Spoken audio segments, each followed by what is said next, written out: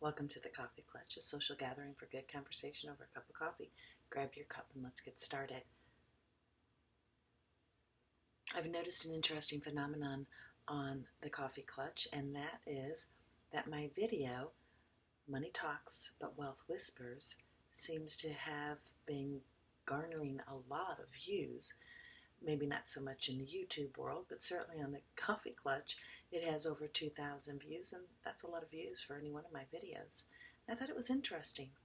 I don't know if that's just a function of some logarithm out there in YouTube land that pulls up this video, or if there is some particular interest in what Money Talks and Wealth Whispers has to say to people. I'm not really sure why that particular one has gotten all those views. But I'm going to go with the idea that it has spurred some interest in a number of people, and that's why it's had the views and the shares. And so along that same vein, I was looking at a saying that's not really very old and doesn't seem to have a particular origin, but I've heard it said quite often and among young people: live big, spend little. And I like the idea, or what it says to me at any rate. I like what it says, and so I wanted to explore that a little bit more and see if this actually is something that speaks to a lot of young people as well, just as the other Money Talks and Wealth Whispers. Now, I like this particular saying, and if you Google it, you'll find a number of books written with this particular idea in mind. And I think what it says to us is, while money is important, and it is, let's be honest, money brings us opportunity. It allows us to have things and do things and be a part of things that without the money we would not have. And so it does open doors, but it is not the key to happiness, and it is not necessarily the key to success. A lot of things will determine the happiness in your life. So this is not so much a video about why you don't need money, because I think it's very important that you work, you do your best, and you accomplish as much as you can in this world, that you can provide for yourself and possibly loved ones if you have a family, a wife, a husband, children, and you want to provide well for them. Those are good, honorable, and noble goals. But when you start off, especially as a young couple, you don't necessarily have a lot of money. I know there's exceptions to that, but I'm really kind of just talking about those who may not have much money to begin with. So what do you do? So you just kind of sit there and wait until you save enough money and then you kind of begin living your life? I think the answer to that is no. I think living big and spending little is about understanding how to enjoy life, where to find happiness, well before you might find money. Money may be in your future, and it certainly will make life easier, but then again, money may not be in your future. Everybody's different. We don't all come from money, and sometimes people struggle quite a bit, and life is difficult with respect to money. So what do we do? Well, I was driving through a little town that'll remain nameless, and it was a poor town, a very poor town. But in that town and along their main street, there was one little brick home, no bigger than the others, nothing particularly special about that home, but for the fact that it was as neat and tidy as could be. There was clearly an effort to have some flowers in the garden, and the home became inviting immediately. Not because it was grand or ostentatious, it was simple. And like I said, it was really nothing different than the other homes along the street, but for the fact that it was clean, tidy, neat. There was a feeling, this house just stuck out and it provided a feeling of refuge and peace and tranquility. I don't know these people. I don't know what's going on in their home, but the message that their home gave to the person passing by was that there was some sort of calm, peace, happiness inside that home. I drove down the street and looked at some of the other homes, and while I understood that they were very modest homes, I understood that people don't always have the money to paint their homes or do home repairs. That wasn't what stuck out in my mind. What really stuck out in my mind was the trash. The trash everywhere. Junk. Broken things, stuff, papers. I didn't understand that. Those homes spoke volumes to me as well.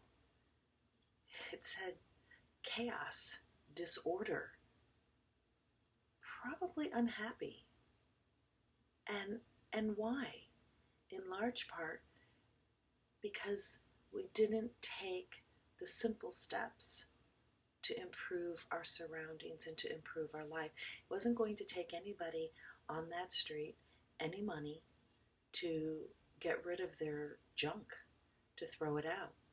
I don't know, maybe the town didn't provide trash pickup.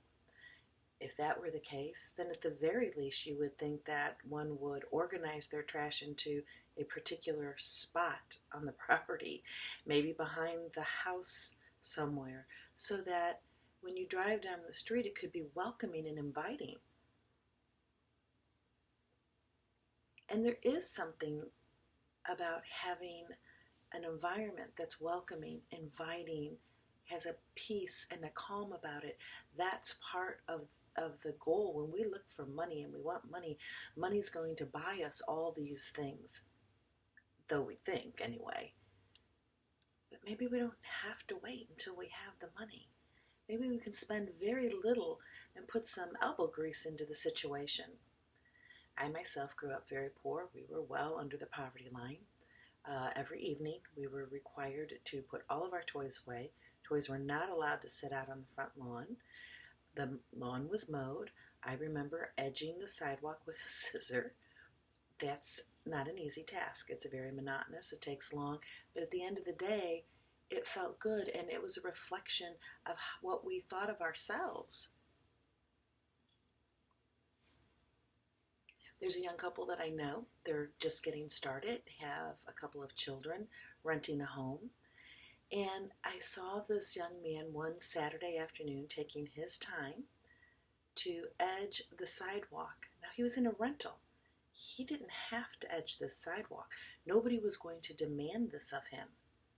But I'll tell you what, he edged the sidewalk and it made that house just pop. It just looked that much crisper and cleaner and ordered. And it was about his family and about himself.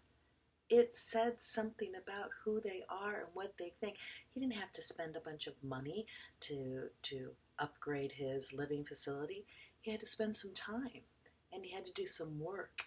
And he did it. And his home looked that much better for it. As I said, money's a lot of fun. It provides lots of opportunities. But don't wait until money comes to improve your situation. You don't always have to spend a lot of money. You can take what you have and order it.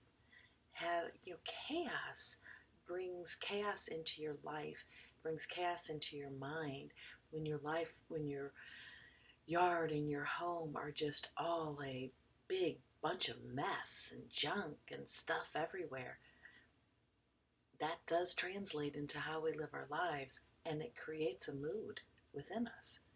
I remember when raising my children, and I had 8 children, I could allow the house to get to a certain point, and then all of a sudden I would discover my own attitude started getting a little snarky and snippy and snappy at the kids. Part of it was because the chaos was getting to be too much.